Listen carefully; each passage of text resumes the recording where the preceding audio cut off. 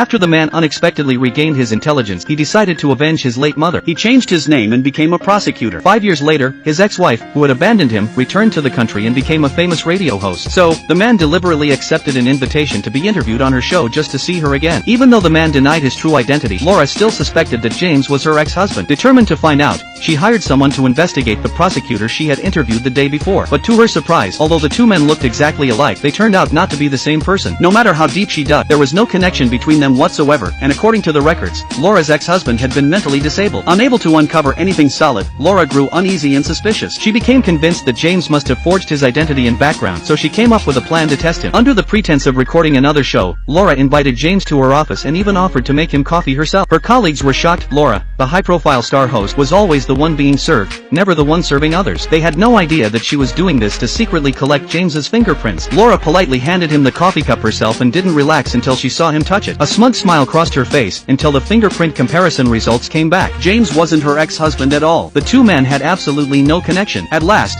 Laura could breathe easy. What she didn't know was that James had already anticipated her move before going to the studio. He guessed Laura would try to get his fingerprints, so he had prepared by wearing silicone fingerprint covers to conceal the truth. Now that his intelligence had returned and he was back to take revenge, there was no way he would risk exposing his true identity. Once Laura let her guard down, she focused all her energy on marrying into a wealthy family. Her first target was Sean, the only son of Korea's richest man and heir to Future Group. Sean wasn't just handsome, he came from an elite family, and Laura had no intention of letting such a perfect catch slip away. Her first step was to learn what Sean's mother, Haley, liked. Winning her over would greatly increase her chances of success. However, Haley had no interest in seeing a radio host as her future daughter-in-law. When Laura tried to ingratiate herself, Haley ignored her completely. Seeing that charm alone wouldn't work, Laura decided to use other tactics. One day, Haley attended a charity event, and Laura seized the opportunity to make a good impression. While Haley was on stage giving a speech, Laura gave a subtle signal to her accomplice. Moments later, the overhead spotlight began to shake and suddenly came crashing down from the ceiling. In that dangerous instant, Laura threw herself forward without hesitation, shielding Haley and helping her narrowly avoid being struck by the falling light.